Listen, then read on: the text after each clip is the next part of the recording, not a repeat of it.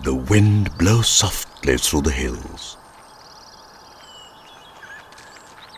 The only sound we hear is a sound of soft footsteps.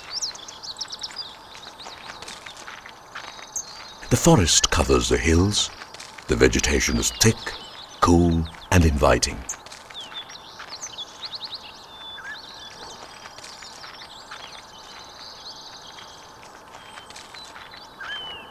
The sky is so blue in the clear mountain air that it hurts the eyes to look up.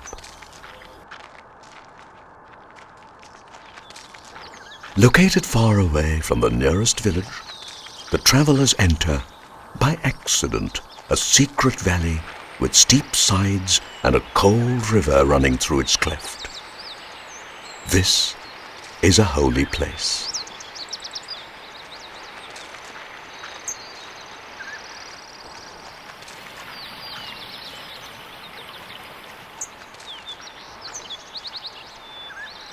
Here, hidden from strangers' eyes, the sunny slopes are cleared, while the travelers, a sangha of Buddhist monks, prepare to carve and sculpt one of the world's most amazing monasteries.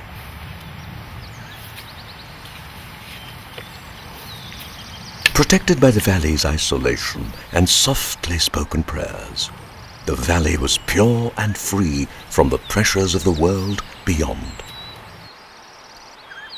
Work began slowly. The rock was studied and marked. Strong hands gripped the chisels and swung the hammers. Their efforts were not random. They had a vision. Their vision was in place before the chisel first met the rock. As the work progressed, the mountain gave way to fate, and the monks moved forward into the cool darkness. The seasons changed. Every monsoon, the sky darkened, and torrential rain flowed down the mountainside.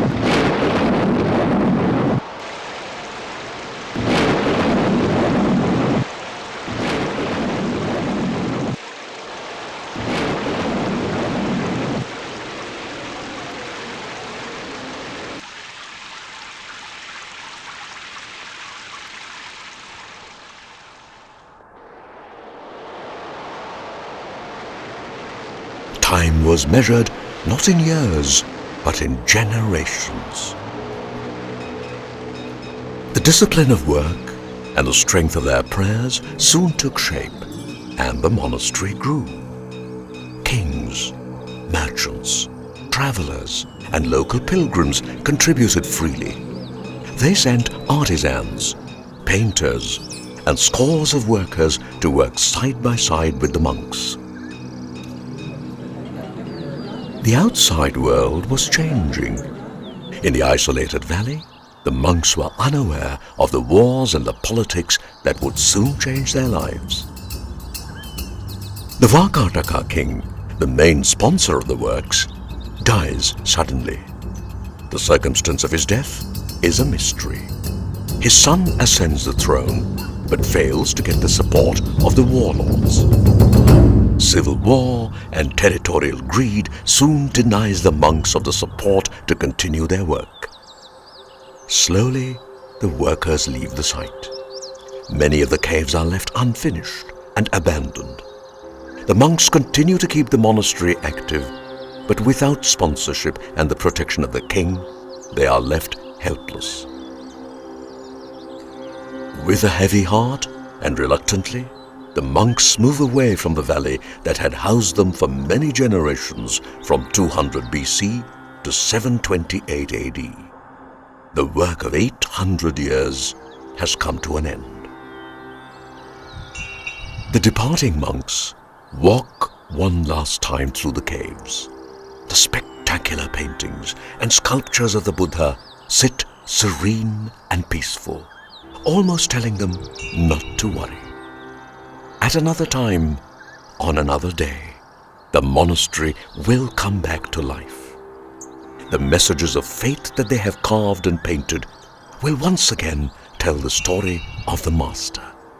Stories that will make people walk through the caves, asking themselves, what are the teachings of the Buddha that could inspire generations to build these wonderful monuments? As the last lamp blows out with the wind, the sweet smell of incense vanishes. The sounds of bells and gongs stop, and the whispering prayers are silent.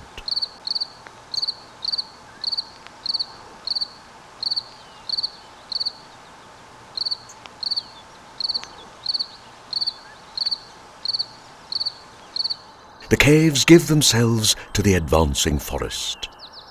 The vegetation covers the mouths of the caves. Rains move mud down the mountain and cover the footpath.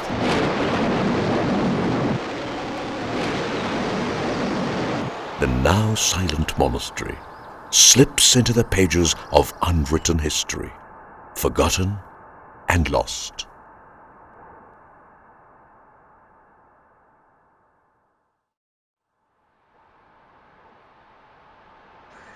It was the year 1819. The sun was shining bright in the sky, and a group of young British officers are walking through the forest on a hunt. They are joking and talking. One of them spots a tiger, and the chase begins. The officers give chase. The feet are pounding the ground, and the tiger runs down a valley.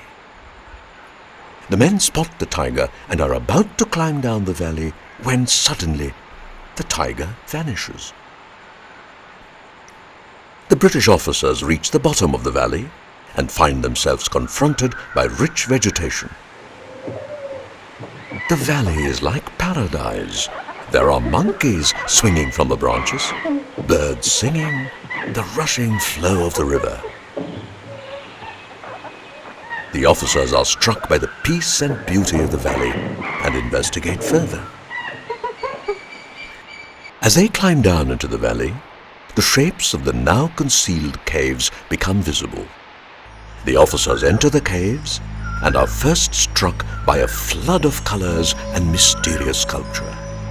The walls are drenched in color, so intimately do the paints belong to the murals and the murals to the walls, as if they were wedded together from the very beginning. The officers realize that they are at a holy place, a place in history and worship.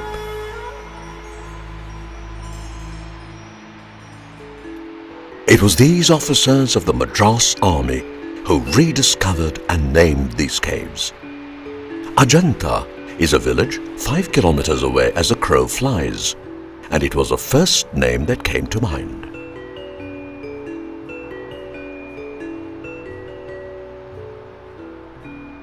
These are the Ajanta caves, paying tribute to a glorious past and the invincible spirit of man. They are some of the finest examples of rock-cut temples in the world, and indeed a pioneering endeavor in the whole of Asia. They were excavated from the hard volcanic rock of the Sahyadri Mountains to one side of a U-shaped ravine above the Vaghora River. The architects of these projects were so proficient that some of the caves they excavated reach almost 100 feet into the rock. We humbly recognize what enormous power of pursuit these ancient people possessed, who had the courage to assault the very body of the rock to overcome the resistance of the stone, and then, with infinite patience, go through the preparatory stages before the alien material was ready to accept their offerings. They illuminated the dark enclaves with their idea and imagination, using the whole world as a memorized model. As if this was not enough, they transferred their substance with the spectacular symbology of Buddhist concepts. The atmosphere inside the caves was charged with spiritual resonance. The constant chanting of prayers by thousands of people through hundreds of years, and the awe-inspiring unity of all the existing artistic expressions have given them their sanctity. But Ajanta belongs to the past. The vision that fueled this masterpiece is gone. Ajanta was not created for the sake of art, but the creators pledged to give their lives over to religion. Therefore, now when we look at Ajanta, we need to evaluate the zeal that nurtured its art. The modern objective mind seeks artistic excellence alone, and since Ajanta has it in ample measure, we cherish its intrinsic worth and basic humanism, notwithstanding the fact that the dedicated ones may resent the loss of those faith-tinged values which once inspired the artist to create. Sculpture and painting grew simultaneously closer, complementing each other. Today, only parts of the paintings of the walls remain. The color on the sculptures has almost vanished. Even so, we tend to close our eyes and wonder, how did they look in their original newness? Kings and kingdoms who funded the creation of Ajanta have walked into history and have been forgotten. But we know little of the artist who worked here, from where he came. Then, did he move on, or did he live and die here in the caves? The paintings are his only signature. Beyond that, he is silent. Were there at a time many painters, or a few? Had each cave its master artist? What company of artisans had he with him? These questions, among many others, remain unanswered. The master's touch is there, in the tender drawing and paint of the eyes, mouths and finger. He created a style. With his few lines and brush strokes, made a person speak his entire character. It is beyond man's power to absorb what took the artist centuries to create.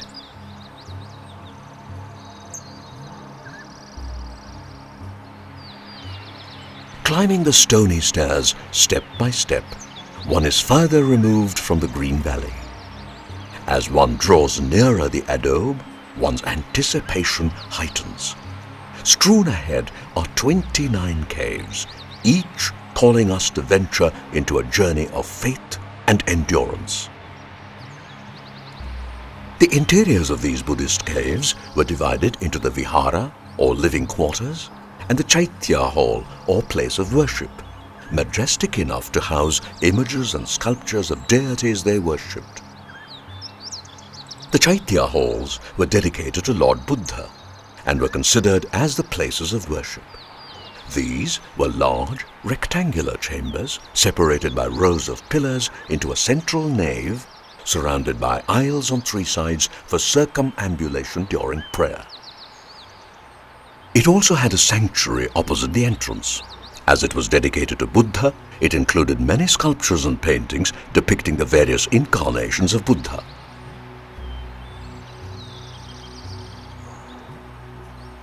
The viharas were used by the monks for meditation and the study of Buddhist teachings. These were rectangular-shaped halls with series of small cells attached on two sides. This is the general layout of a Buddhist monastery. Pillars in front, latticed windows, a quadrangular hall inside with a surrounding veranda. Small cells on three sides cut into the rock. And across the hall, and opposite the main entrance, is the chamber that houses the image of the deity. The viharas are of various sizes, the maximum being about 52 feet. They are often square-shaped. Their excavation exhibits a great variety, some with simple facade, others being more ornate. Some have a porch, and others do not. The hall was an essential element of a vihara. In the ajantacaves, early viharas were not intended to have shrines because they were purely meant to be halls of residence and congregation. Later, shrines were introduced in them in the back walls, which became a norm. The shrines were made to house the central object of reverence, that is the image of the Buddha, often seated in the Dhammacakkappavattana mudra, or the gesture of teaching.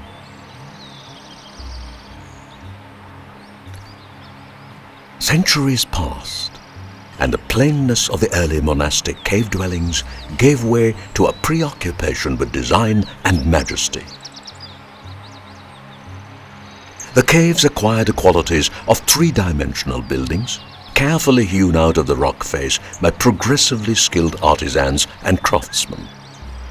As their work progressed, the caves became more and more elaborate, sometimes taking years to complete.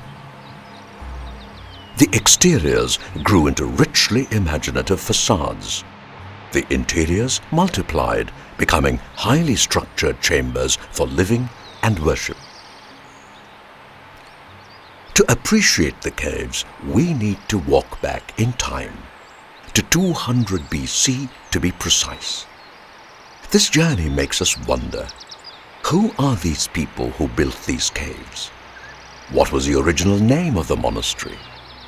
Where are the tools used by them to build these magnificent structures? What is the faith that inspired this effort?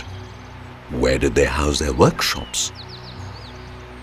The mystery of the Ajanta is that after 2000 years, we still do not know the identity of the people who lived here, worshipped here, and died here.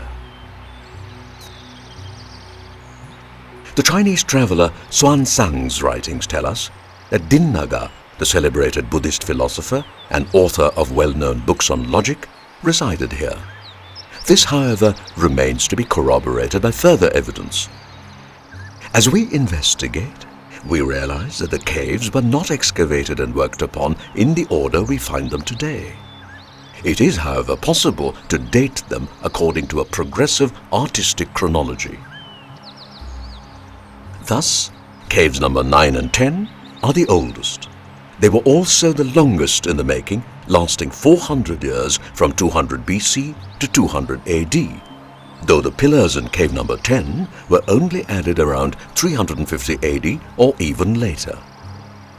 The 6 caves that are numbered 4, 6, 11, 15, 16 and 17 were created between 350 and 500 AD.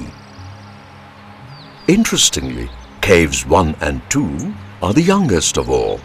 They were completed in the years between 626 and 728 AD. The monks who chose the location of their enterprise did not do so arbitrarily. The Ajanta caves are situated about 130 kilometers north of Paithan, which was the ancient Pratisthana, the capital of the early Satavahanas. They were quite close to an ancient arterial trade route that connected North India with Pratisthana in Dakshinapatha through Ujjain and Mahishmati. Ajanta also located near another trade route connecting Broch with Pratisthana. Also, they could access the ports on the southeastern coast through Ter, which was the ancient Tagara, Kondapur Amaravati, which was the ancient Dhanya Kataka, and Guntapalli, among other places. The painters and sculptors of the Ajanta caves were thought to have been Buddhist monks. Since craftsmen in those days were classified under their profession and their skills were taught from father to son, it is possible that many Hindu craftsmen who had accepted Buddhist faith were also working side by side with the monks.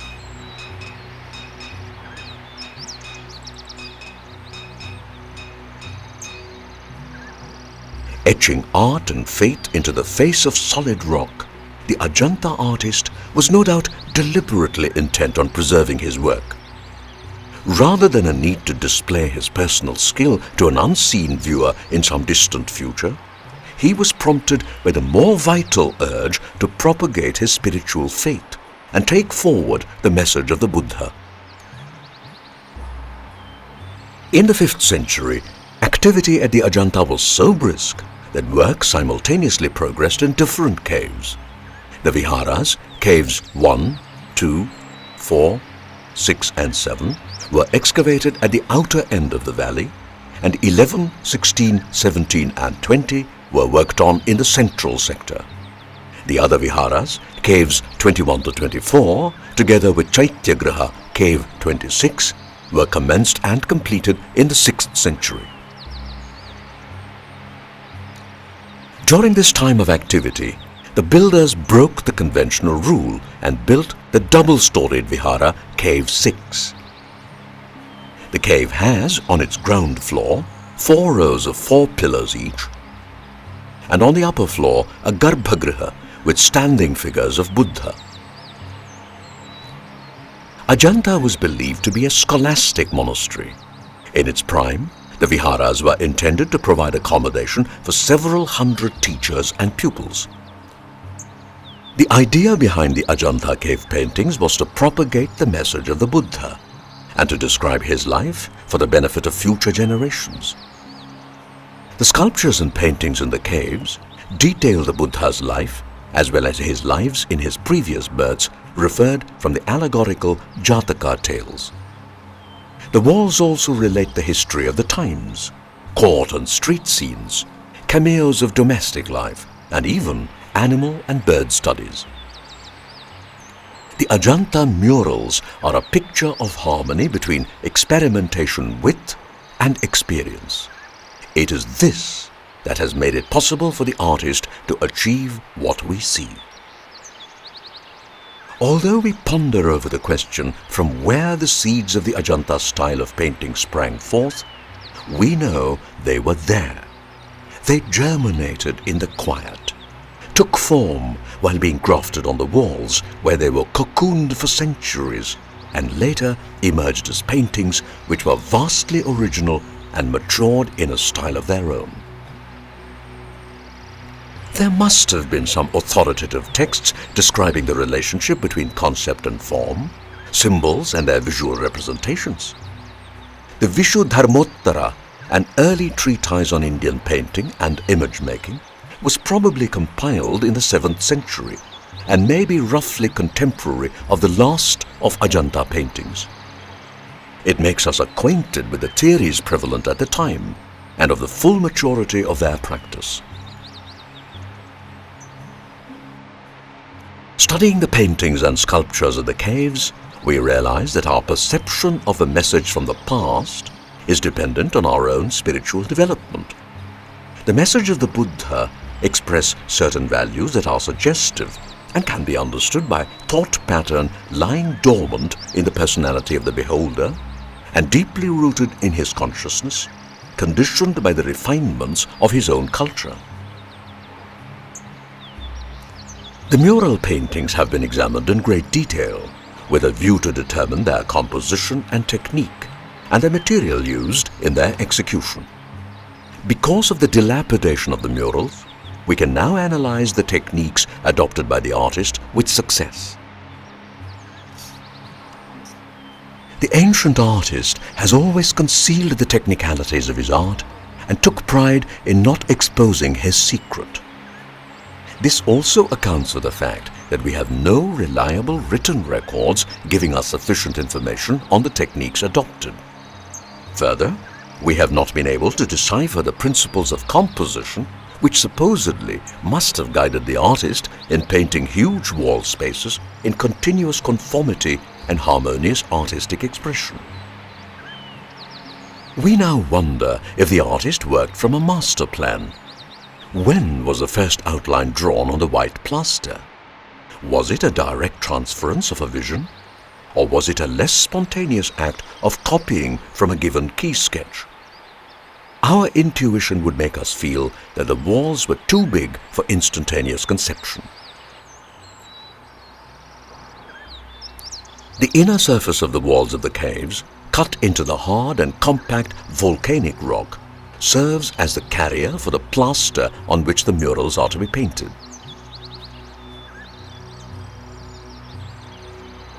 The surface of the carrier is rough and uneven, with deep furrows and chisel marks produced in the course of excavation of the caves. This surface lends itself well for the plaster to be laid. The integrity of the rock protects the plaster from environmental damage. There have been instances when water has reached the plaster due to cracks in the rock surface that are exposed to the outside atmosphere. Over 2,000 years on, the walls in general are still very sound, stable, and relatively free from moisture. This ensures that the bond between the wall and the plaster remains intact, except in small patches where the plaster has broken off. The ground of the paintings is composed of mud plaster containing water and organic matter such as vegetable fibers, paddy husk, grass and other fibrous material of organic origin, and rock grit or sand. Being mainly of mud, the plaster is soft and porous and does not possess the natural strength and durability of common lime plaster.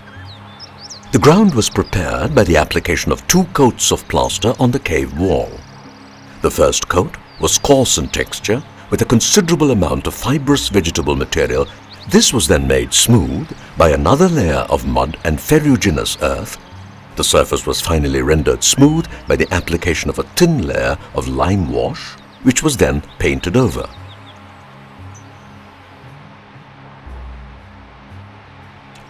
Using only 6 pigments, the painters demonstrate a marvelous range and repertoire, restrained yet imaginative.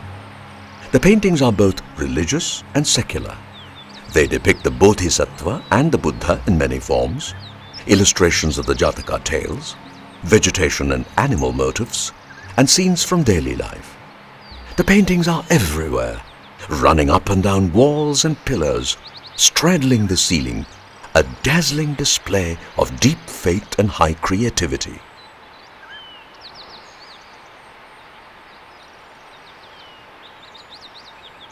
As the monks began to scoop caves from the 1st century AD onwards, they evolved practical ways of working in the dark. The mashal or stick torch was smeared with vegetable oil and used for lighting dark corners. Huge mirrors were used to reflect sunshine into the interiors, and large pails of water were effectively used to illuminate the ceiling. This is seen in the painting on the ceiling having a wave-like feature of water reflected on rock. The pigments used are yellow, red, blue, white, black and green, along with their mixtures. All the pigments are mineral except for the black. Most of these pigments were sourced locally by the artists.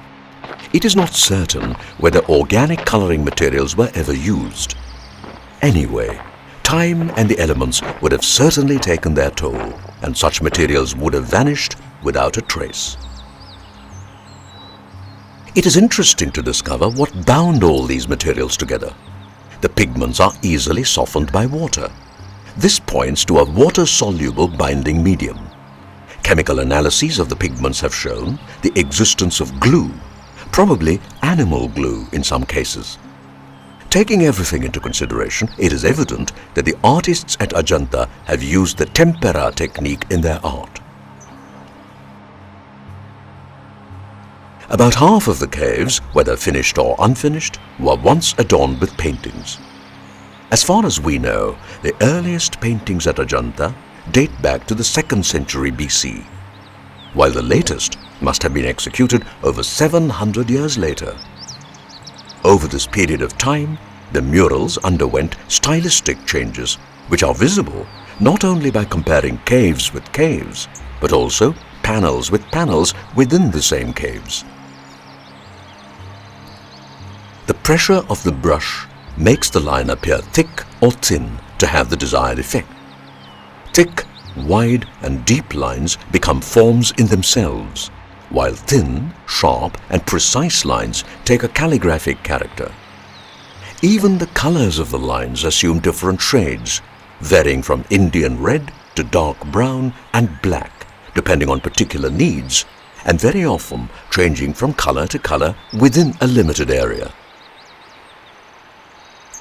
The kinship between sculpture and painting that we find in Ajanta is something altogether unique in the history of world art.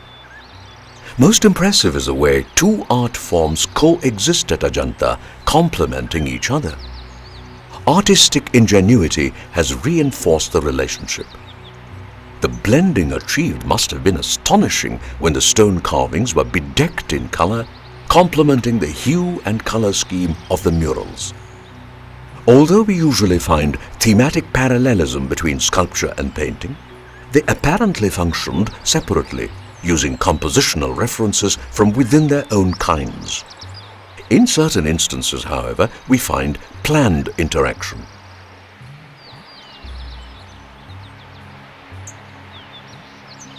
When it came to portraying Buddha himself, the artist was seemingly at his wits' end. He was to convey the impression of one who was beyond him and undepictable. He eased the task by presenting Buddha within the prescribed details of iconography and iconometry, realizing him in abstraction. The Buddha manifested himself teaching, meditating, assuring, or subduing Mara, and this eloquence has been conveyed by the various mudras or the poses of his hands. Even when confining him within the bonds of the brush, the artist has given him sculptural forms, dynamic and yet placid. On the rock wall are woven Jataka stories, which expound the ethics leading to the final enlightenment. The principal figure of these stories is the Bodhisattva, manifest in innumerable characters, each representing an account of the previous lives of Gautama Buddha. The Bodhisattva is a being of the divine order and therefore, even in his worldly role, is emphatic of his distinctiveness and understanding. The Bodhisattva was not necessarily a human being. He often took the form of an animal, yet expounding and meaningful. In other words, Bodhisattva is wisdom in disguise. In each new incarnation, he retains the bodily form that he has chosen for himself. He is the bridge between the two worlds, the worldly and the divine.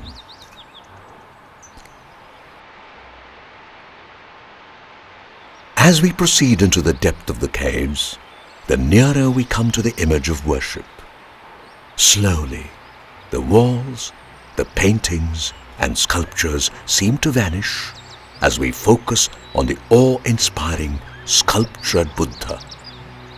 The entire setting is studiously premeditated. The sole intention was to prepare the pilgrim for his final revelation, for his humbling himself before the magnificent sculptured Buddha reposing in the inner shrine.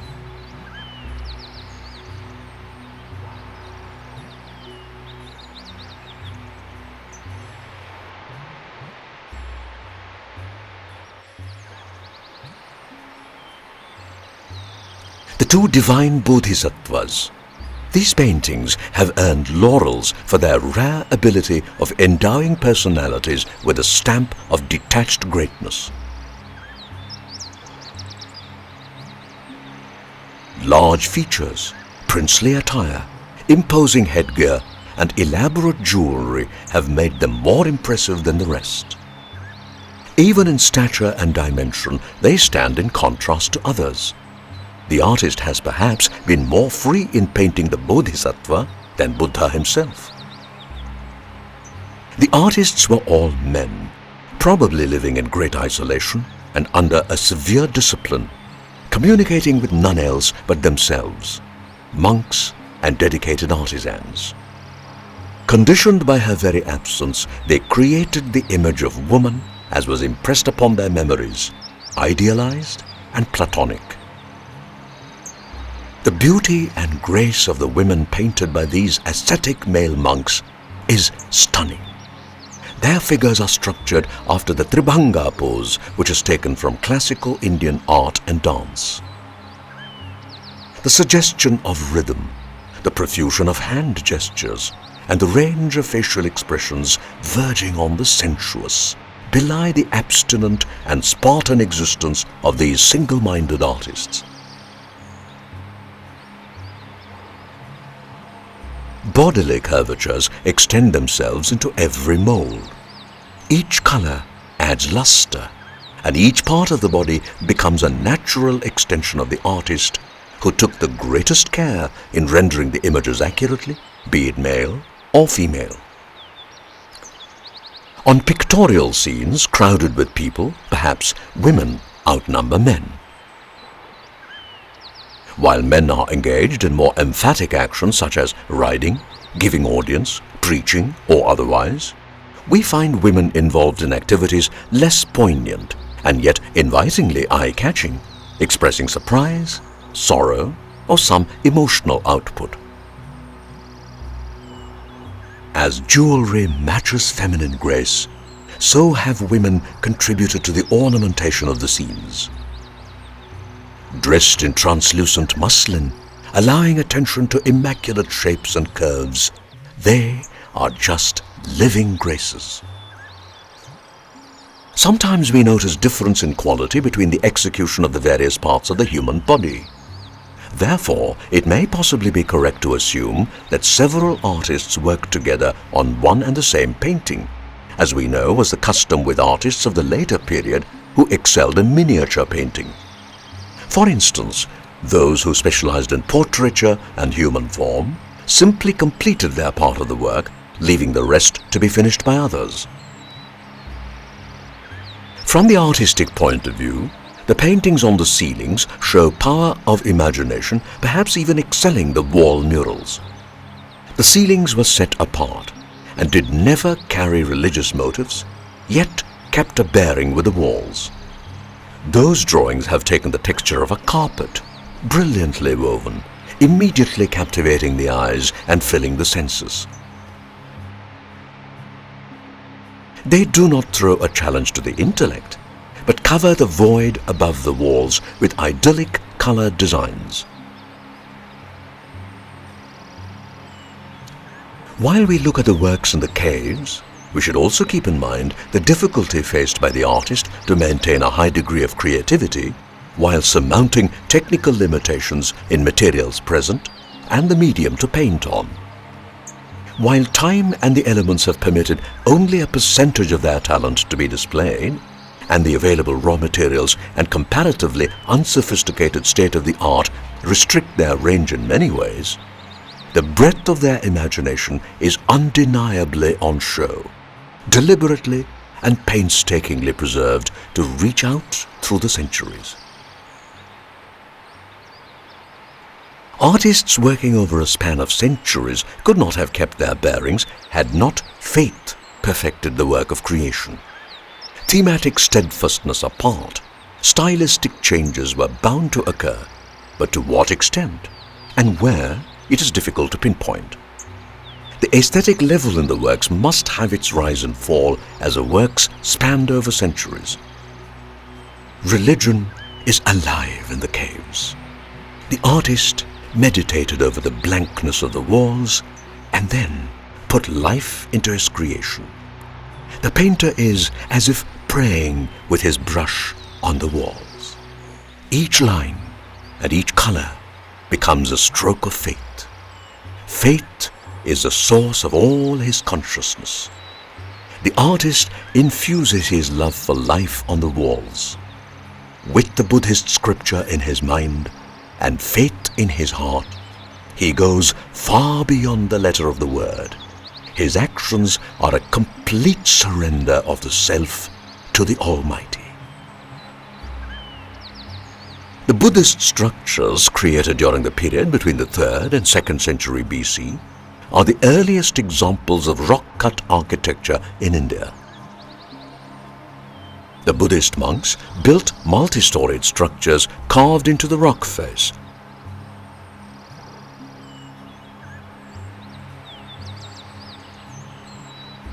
Structures that contained living quarters, including spaces for sleeping, cooking and eating, and also for leading a monastic life.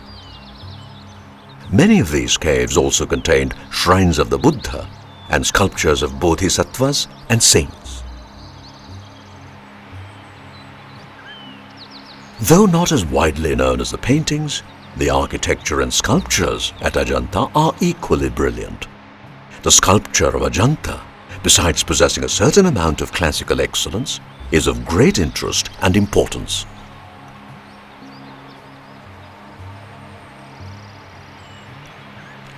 Caves are naturally formed structures. Their hollow spaces are part of a natural design. In this case, however, space has been artificially created by carving deep into solid rock. A deliberate plan to ensure permanence for faith and art by working on indestructible, enduring material. Rock-cut architecture is all about creating spaces from natural rock.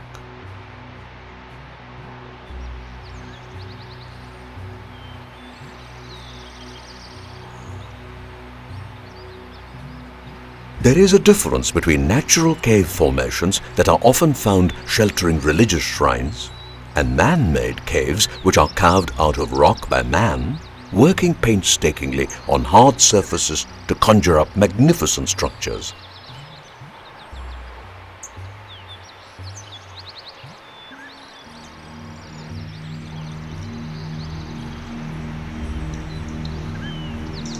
Here is an example of the exceptional nature of the task. While carving out the interior of a cave, the monks would start from the ceiling and then work their way gradually down. If the ceiling was settled first, if it was chiseled and smoothened out before they looked at anything else, they did not have to worry about rocks dislodging themselves and tumbling down. Thus, it seems more appropriate to describe their creation as sculpting rather than an ordinary building activity. Technically speaking, that would make the Ajanta caves themselves a long and remarkable series of sculptures. Creating monuments and temples in this fashion requires a deep understanding of the final vision. The craftsmen, builders, and monks would have had to visualize the entire project, planning a whole range of activity on the rock face, followed by the execution of the interiors with their columns, pillars, indentations and wall display spaces, and eliminating rock to reveal what they designed rather than adding material to create it. Their amazing architecture is testimony to the scientific processes and great precision that went into their creation. Skillfully scooped out of natural rock formations, the caves reveal an early existence of an admirable structural acumen. They abound with richness, supported by pillars and displaying an inspired paradigm of architecture, sculpture, and painting. The work on the caves was carried out over several centuries, from 200 BC to 728 AD. Sculpture in the Deccan was closely linked to architecture. Here in the Ajanta caves, the sculpture grows out of the structure that accommodates it and is considered an inseparable part of it. The sculptors built shrines and niches, statues and galleries. They were mainly dedicated to the Buddha, who is depicted in the contemplative, protective and teaching poses, and sometimes in the form of celestial images. As time went on, and the Buddha was elevated in the popular belief from teacher to God, this change was reflected in the sculptures as well. The great Buddha was depicted in figures decidedly larger and grander than the others. The worship of Buddha as the savior of humanity had taken root in the Deccan, and the artist took particular delight and care in fashioning his figure in rock. The representation of Buddha in both Chaityagrahas and Viharas became a necessity. The great halls, Chaityagrahas and Viharas, display a strong influence of wooden construction so as to create an illusion of a building in wood. Such masterful integration of woodwork designs as rock architecture in a non-structural building was possible because the architect and the sculptors were mostly carpenters who took to the work of creating rock-cut mansions and soon exhibited great proficiency in this art. The craftsmen used their expertise to clone the effects of wood on the tougher medium of stone, calling up grain and texture of wood.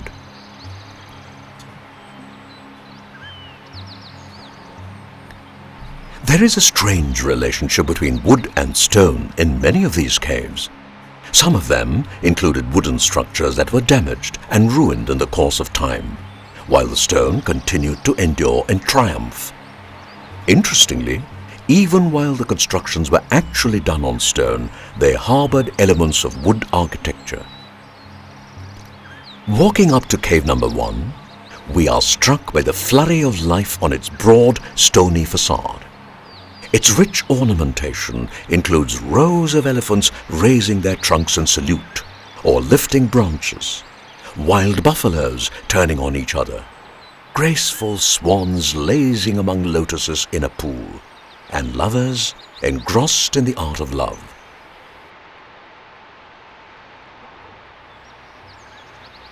Further on, the sculpturing clings to the architecture with floral designs, lotus medallions, jewel patterns, and mythical creatures carved tastefully on pillars and columns.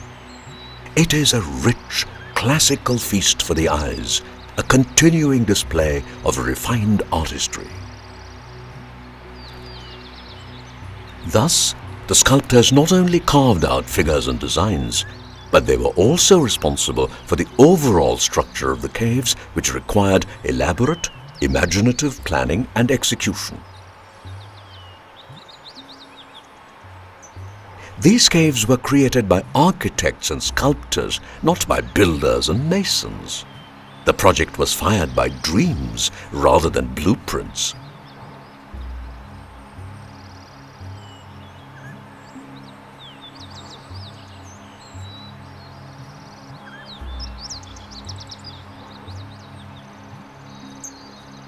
Coinciding with the deification of the Buddha, his image is embellished with a halo. This practice of placing a nimbus around an icon is derived from the Gandhara art of the 3rd and 2nd century BC and the 2nd and 3rd century AD. Gandhara art comes of a Greco-Roman Indian origin.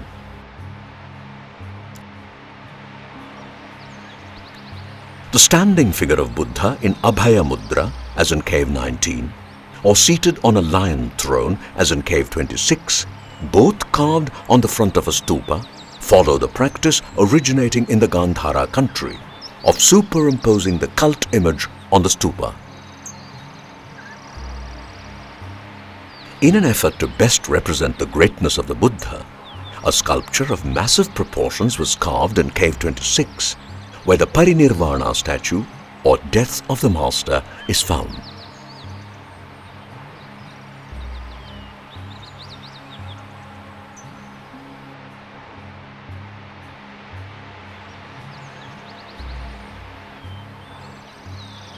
Cave 26, a Chaityagraha, contains on its interior walls a large number of small and large sculptured panels, suggesting a definite departure from the earlier tradition of decorating the interior wall of caves with paintings. The wall space on the left of the cave is covered by 2 large panels connected with the life of Buddha, while the rear and right sides bear panels depicting Buddha flanked by the Bodhisattvas. In cave number 26, we find the Buddha being tempted by Mara during his meditation under the Mahabodhi tree at Bodh Gaya. The scene depicts Mara's 3 daughters trying to seduce Siddhartha away from his goal of enlightenment.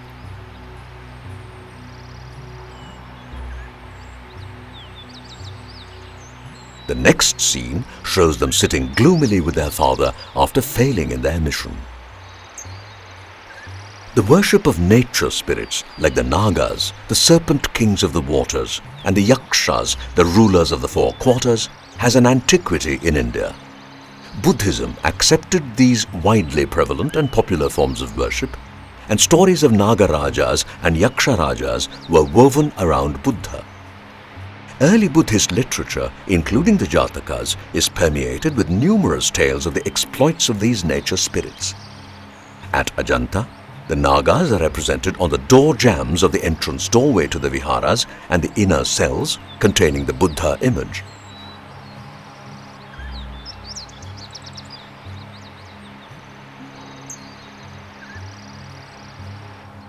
The lord of the Nagas, with his consort on his left and a standing whisk-bearer on his right, carved in a niche on the flanking wall at right angles to the facade of Cave 19, is a product of superb artistry. The form of the body is graceful and slim and has an expression of peace and devotion. The lavish ornamentation, besides adding beauty to the sculpture, makes up for the paucity of costume worn by the figures. The shrine door of Cave 6 contains a sculpture of Buddha seated in Vajrasana and protected by the snake Muchalinda. The prominent concern, of course, is that of depicting the Buddha in a wide range of attitudes and representations.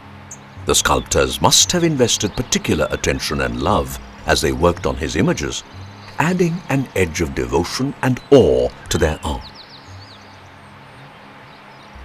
This becomes evident as we look at the enormous images of the Buddha that are carved out in the sanctums located at the back of the pillared viharas or residential quarters.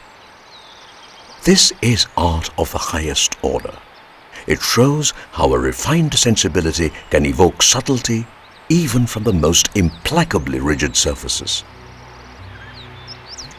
The diversity of other types of delicate carvings, usually sculptured on pillars and pilasters, is extremely bewildering, consisting of floral patterns, medallions depicting the full-blown lotus, the conch, makaras, hamsas, lotus creepers, pearl hangings, jewelry patterns, kirtimukhas and mythical animals. They help in creating an atmosphere of warmth, delicacy and richness. On the other side of the entrance to Cave 19, we find the Buddha in the Varada Mudra pose, once again a picture of compassion. Beside him stands a woman, shorn of finery. This is none other than Amrapali, the beautiful courtesan who had mesmerized the city of Vaishali. Now she stands showing her devotion to the Buddha, having given up her former life and riches. In a moment of emotion, we grasp an entire story in stone. The sculptures tell their tales in pretty much the same manner as the Ajanta paintings do. Opening up this vast historical landscape to thousands of eager visitors from all over the world proved to be like wielding a double-edged sword.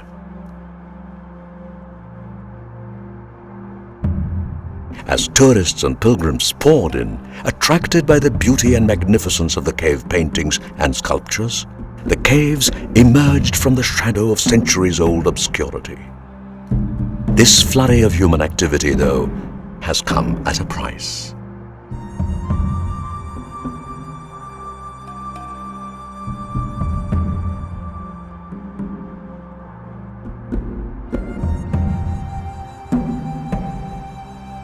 From the time of their discovery, these caves and their paintings have not only impressed generations of visitors, but has also given archaeologists several anxious moments. Their concern prompted them to seek measures to stem the decay on a war footing and preserve the Ajanta monument, which has become one of the most precious World Heritage Sites.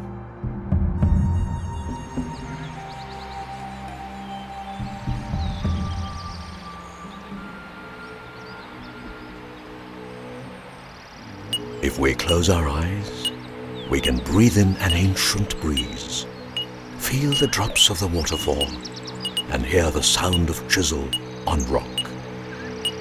We witness the sight of hundreds of artists at work. Ajanta inspired the believers not to create art for art's sake, but to give their lives over to religion. It took the faith of generations and efforts of centuries to create these caves. We owe it to these anonymous artists to study their works with the reverence they deserve.